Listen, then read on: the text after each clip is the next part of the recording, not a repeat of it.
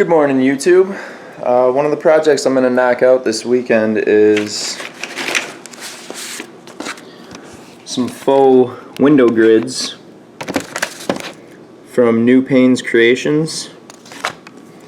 I ordered a kit with, I got 4 of these PVC rectangular tubes that you can cut to length on your windows. And then there's some connectors there, and these are like little blades, forget what they call them,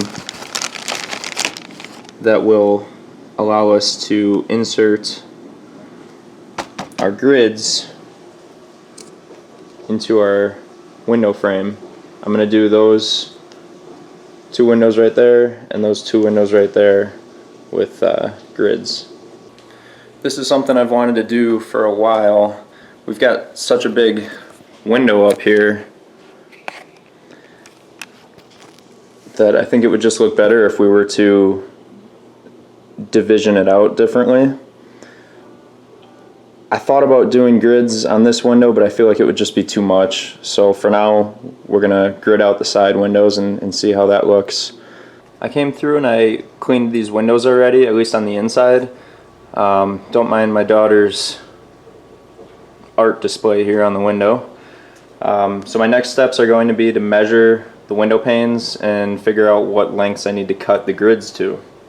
According to their formula here, I'm going to take subtract 1 inch for the center connector, and then divide it by 2, and that'll give me my 2 lengths that I need to cut. Do the same thing for the B there. Alright, now that we've got the dimensions, we can take our overall length, subtract 1 inch and divide it by 2, and then we'll have the right cutouts. I'm just going to use scissors to cut these PVC tubes to the correct lengths.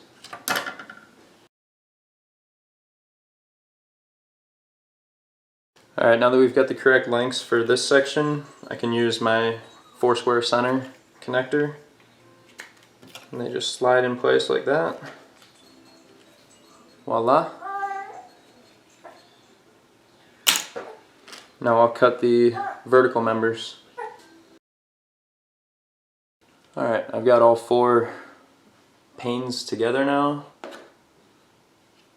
So these little, they're called blade clips, I think. They just fit right into the end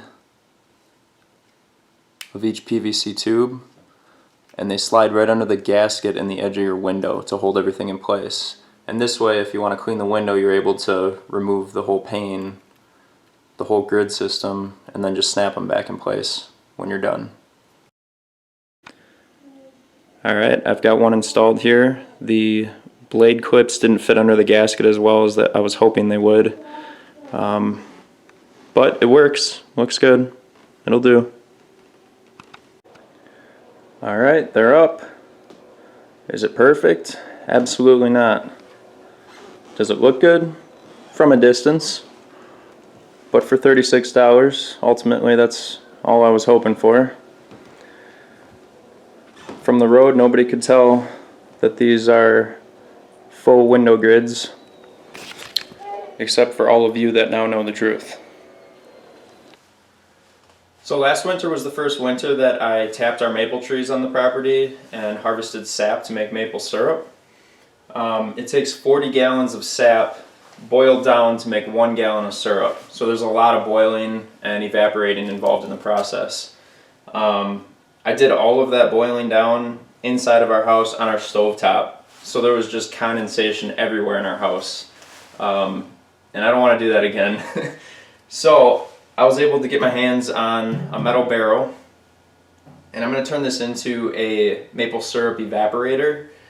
Basically, we'll have this thing turned on its side, we'll be able to burn wood inside of it, and there'll be pans that I'll cut holes for that'll sit in the top of this, and that's what we'll be able to fill up with sap, and we can boil it all down outside.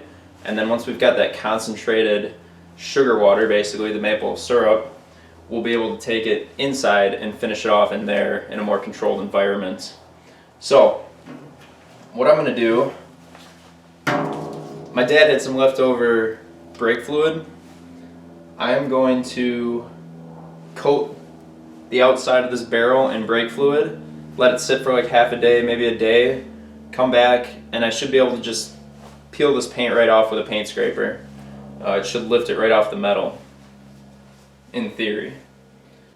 I can't seem to find my paint brushes. I was going to paint it all over, so what I'm going to do is just take some paper towel, saturate the paper towel in this, and then rub it all over the surface, and we'll see what happens. If this doesn't work, I do have some left over. I'll grab it. I've got some leftover Rust-Oleum aircraft remover. So I used these on a set of wheels once for the Subaru to remove a finish and refinish them. So I've got a bit of this left that I can use after the brake fluid if it doesn't work. The reason I'm removing the paint from this barrel is I know it's not a high temp paint. So once I start burning in here, that paint is just going to flake right off. It's going to rust. It's going to look nasty. Since I'm going to put some time into this, I want it to look nice and last a long time. So I'm just going to go ahead and remove the paint right now. And then I'll buy some high temp.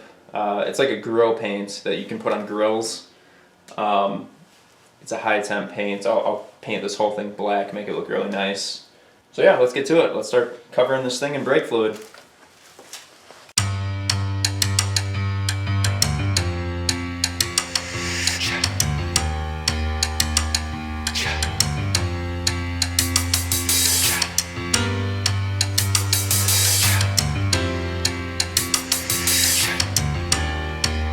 Now we just let the barrel sit, and hopefully this will start peeling the paint off.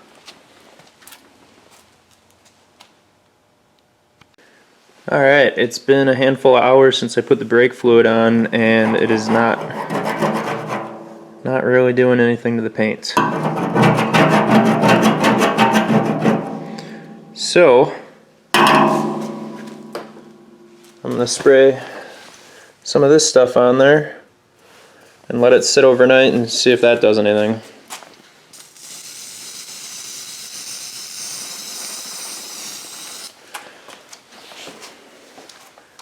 And I guess I will probably have to pick this up in another video then.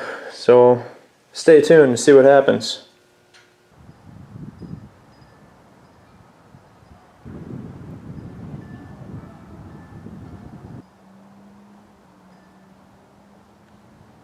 Welcome to my poorly lit basement here at the Green Acre.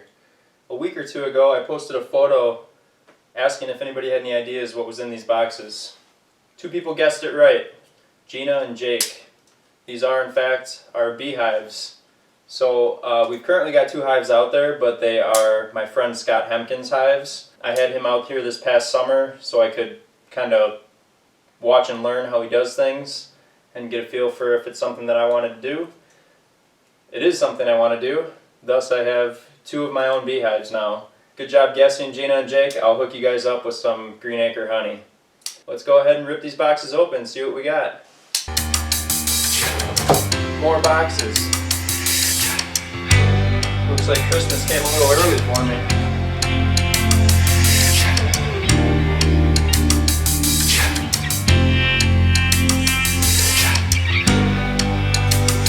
Alright, my lighting is pretty poor, but you should be able to see that. I ordered these hives from Man Lake. I believe they are out of Minnesota. Yep, Minnesota.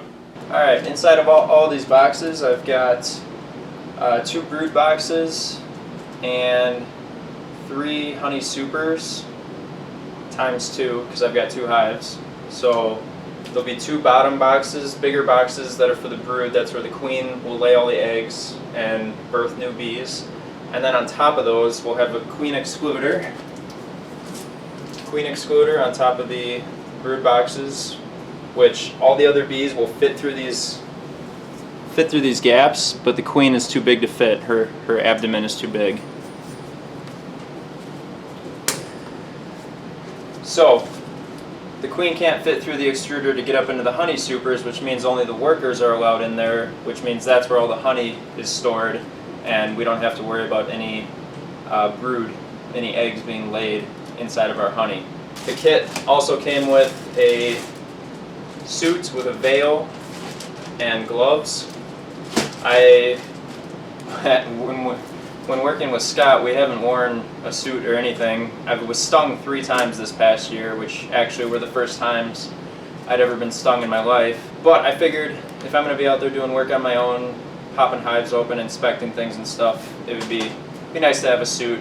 This kit also came with a smoker, a hive tool, a brush. Can't think if there was anything else in the kit as far as tools go.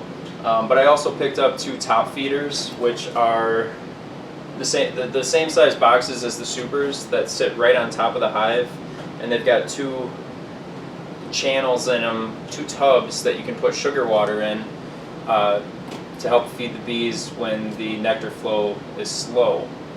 I thought that was a pretty neat design as opposed to putting the pails on the top of the hives like Scott and I did, which works just fine too. But I'd like to give the top feeders a try and see how those go. All these boxes came primed in white. I have been thinking about what colors I wanted to paint the hives, and I think I might just stick with white. I'll just put a top coat of white paint on top of these guys, and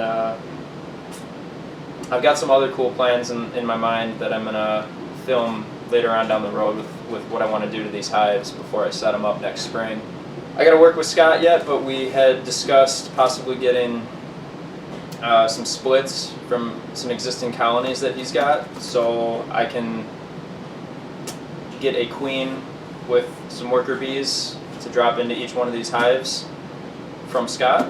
We had a lot of success with the bees that Scott had here on the Green Acre this past year, so I wouldn't mind keeping with the same variety, the European bees, and seeing how we do with some of our own hives here.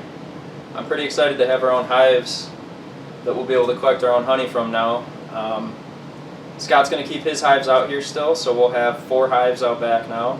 Besides having our own supply of honey now, the bees will also help pollinate the gardens and my neighbor's gardens, my neighbor's flowers. One bee can travel quite a distance, so I'll be doing our whole community a service by having these bees. Pretty excited. I'll film what I plan to do to these hives this winter, and feel free to comment below if you have any suggestions or if you want to see me try anything when I set these hives up, and I'll document the whole process as we go.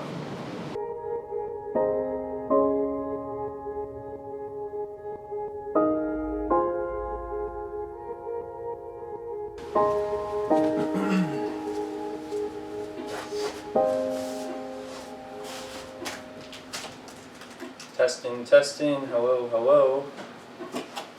The Green Acre.